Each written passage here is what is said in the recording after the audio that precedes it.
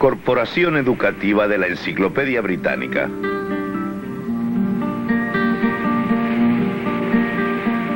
En 1835, Carlos Darwin visitó un pequeño grupo de islas en el Pacífico Oriental conocido como el Archipiélago de los Galápagos.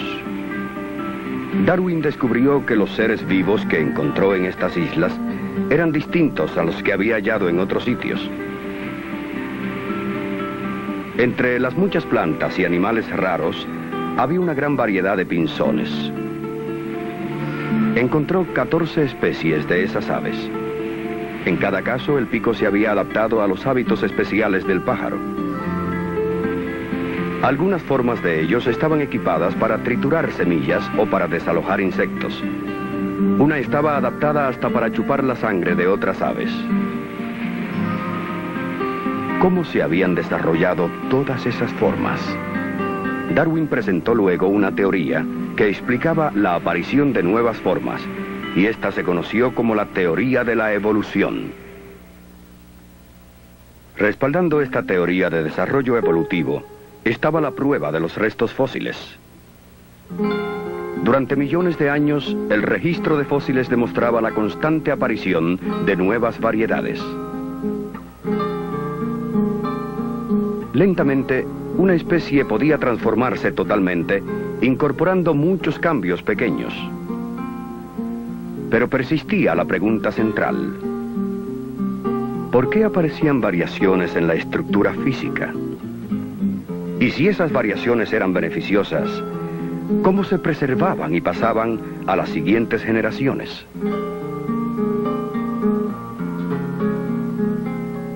Investigar esos asuntos es como investigar los secretos más profundos de la vida misma.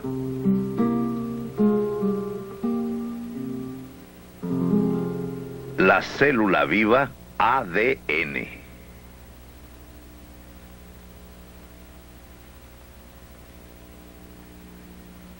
En 1865, un monje austriaco llamado Gregorio Mendel había descubierto las reglas que transmitían los rasgos físicos en los guisantes.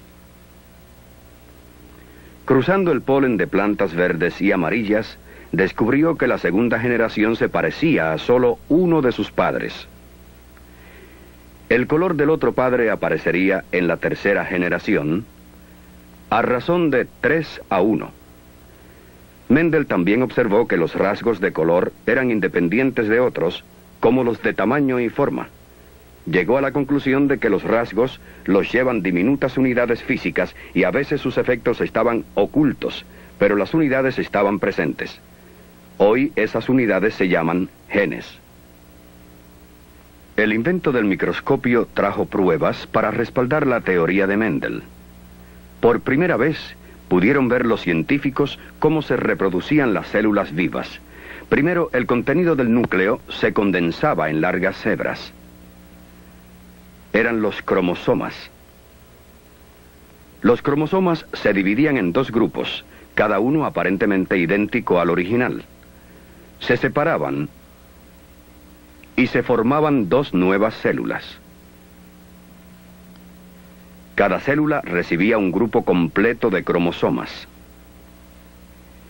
¿Era posible que las unidades genéticas de Mendel estuvieran en los cromosomas?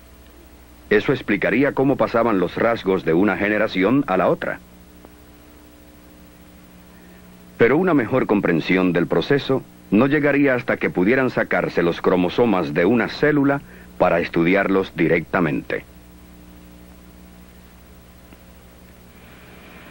Hoy, con técnicas modernas, los cromosomas pueden separarse del núcleo para analizarlos químicamente.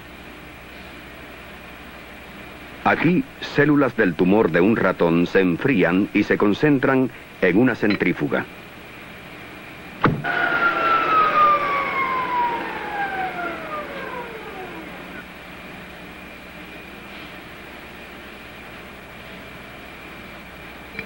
Al añadirles agua fría destilada, las células se hinchan. Ahora se rompe la membrana de la célula moliendo cuidadosamente las células en un homogeneizador de cristal. Ya rota la membrana, los núcleos quedan libres y se alejan del resto de la célula flotando. Volviendo a poner la mezcla en la centrífuga, los núcleos giran a gran velocidad y se concentran en el fondo de la probeta. Al añadir un detergente a la mezcla, se abre la membrana nuclear. Así los cromosomas quedan sueltos en la solución. Los cromosomas están compuestos mayormente de proteínas. Estas pueden extraerse añadiendo cloroformo y volviendo a poner la probeta en la centrífuga. El líquido lechoso contiene las proteínas que constituyen unas 3/4 partes de la masa de los cromosomas. Se saca el líquido claro que queda arriba para hacerle más análisis. El paso final es añadir alcohol frío.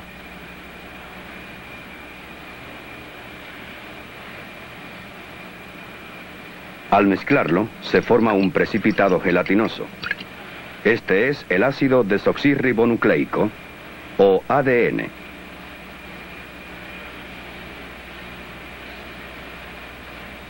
El conocimiento de esta sustancia ha revolucionado la ciencia de la biología.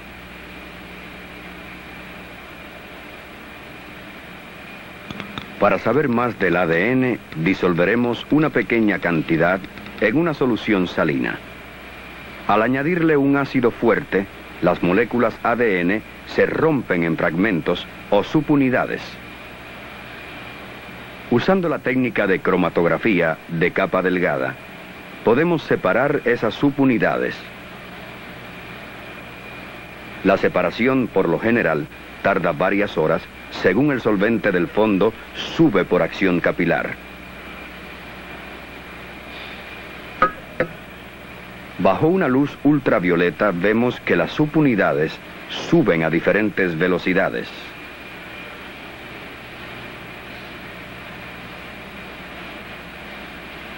Hay solo 4 tipos de subunidades y se llaman nucleótidos. Estructuralmente, los nucleótidos son similares: un fosfato, un azúcar y 4 bases diferentes: timina, citosina, adenina y guanina. Al separar la molécula ADN en sus subunidades químicas, se destruye su estructura natural. Para saber más de la ADN, debemos estudiar esta estructura.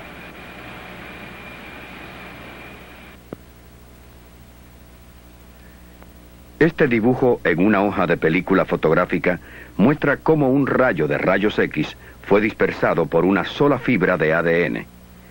Al científico, esto le revela detalles de la estructura natural del ADN. Fue una fotografía así, tomada por Maurice Wilkins, lo que llevó a descubrir la estructura del ADN. En 1953, el Dr. James Watson y el Dr. Francis Crick hicieron un modelo de la estructura del ADN y los 3 hombres recibieron el premio Nobel en 1962. En su modelo, los grupos de azúcar y fosfato forman un doble espinazo a todo lo largo de la molécula, y el mismo arreglo de átomos recurre quizá varios millones de veces. Uniendo los espinazos están las bases, la adenina siempre unida a la timina por 2 enlaces de hidrógeno, y la guanina siempre unida a la citosina por 3.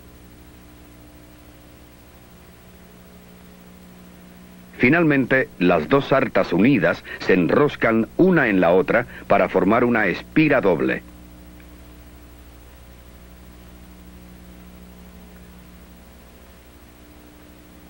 Esta es la estructura de la molécula de ADN.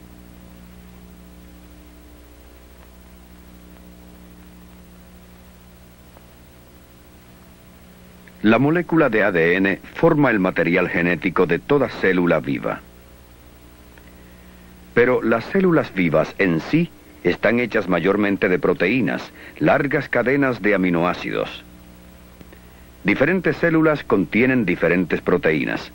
La sangre contiene proteínas muy diferentes de las células musculares. Las proteínas del pelo o de la piel son muy distintas a las de las plumas.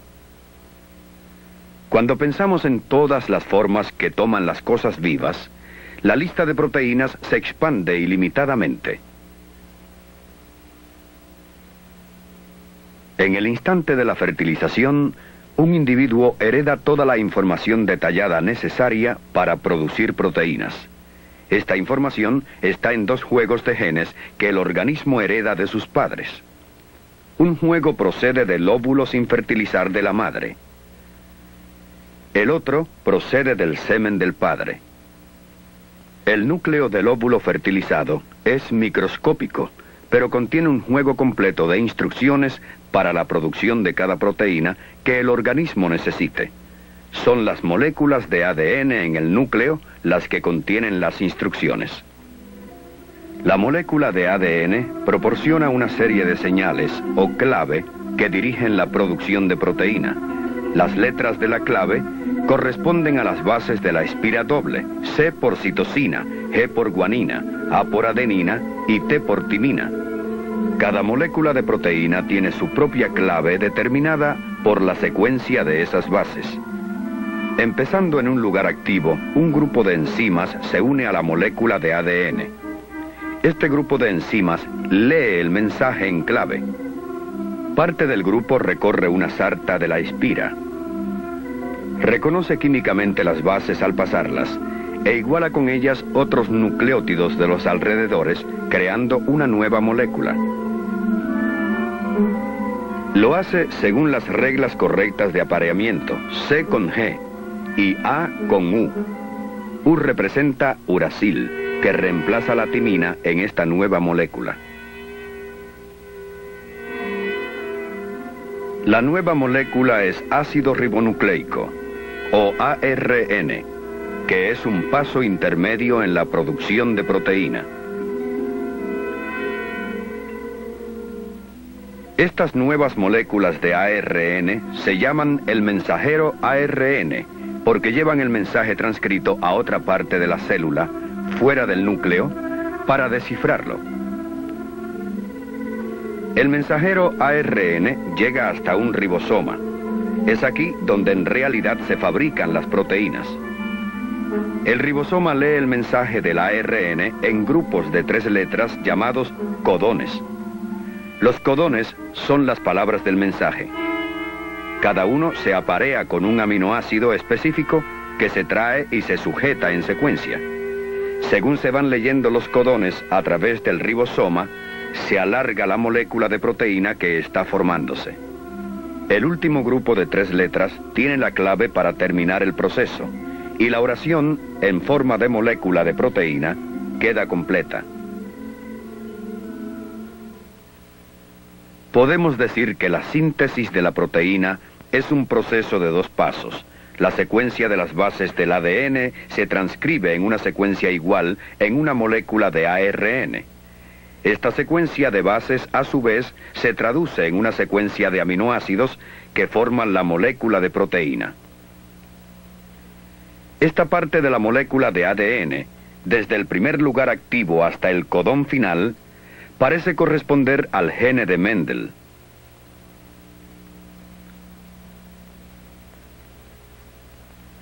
Los cromosomas se dividen durante la división celular, pero ¿cómo duplica la molécula de ADN la información genética para que pase con los cromosomas a la siguiente generación?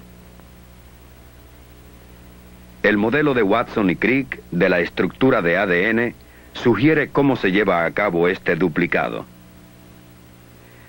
Primero, un grupo de enzimas rompen los enlaces que unen los pares de nucleótidos.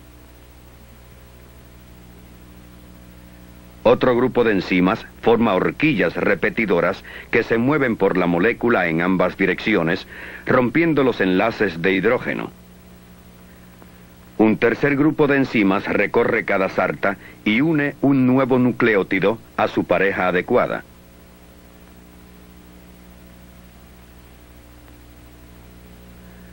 Más enzimas continúan este proceso hasta que se forman 2 moléculas completas de ADN. Este es el proceso de duplicación del ADN. Ocurre antes de que la célula esté lista para dividirse. Las moléculas de ADN se separan con los dos juegos de cromosomas. Según se divide la célula, cada célula hija recibe un juego completo de ADN. Las características de una especie, con su clave en el ADN, pasan de célula a célula y de generación a generación. Así es posible que una especie de planta o de animal permanezca millones de años sin cambios esenciales.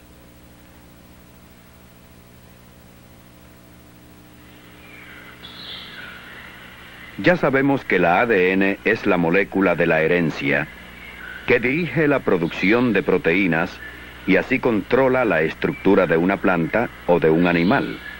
Pero, ¿cómo explicamos las variaciones que ocurren?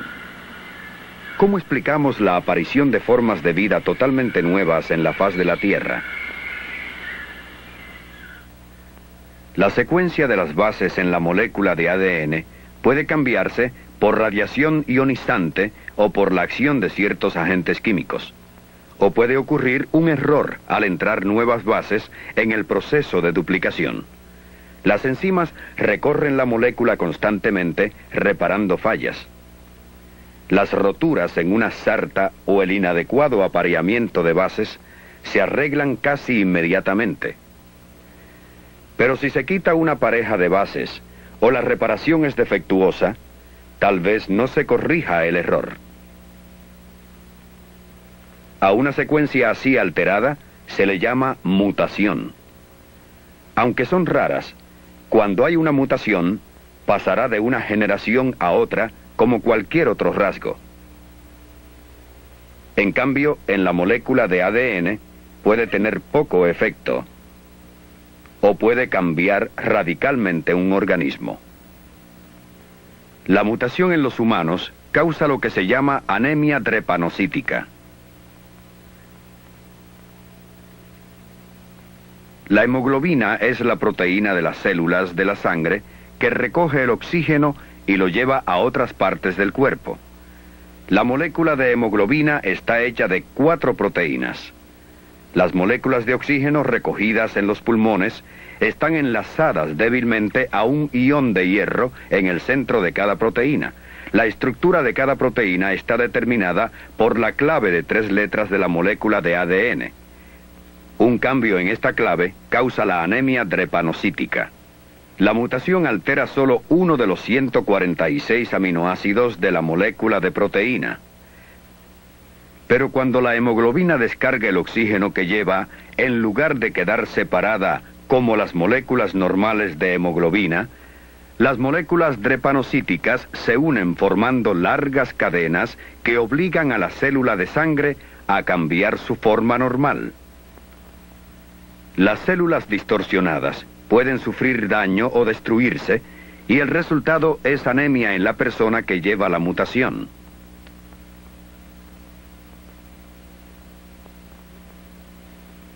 La anemia drepanocítica es solo una anormalidad causada por mutación genética. La mayoría de las otras mutaciones también perjudican las oportunidades de que el organismo sobreviva. Pero las mutaciones también permiten que las cosas vivas adquieran nuevas formas. Ocasionalmente, aparece una mutación que ayuda al organismo a adaptarse a su ambiente. El proceso de evolución conserva las variaciones mejores y más útiles. Los millones de especies que habitan la Tierra surgieron de pequeños cambios en una molécula de ADN, la clave química de la vida.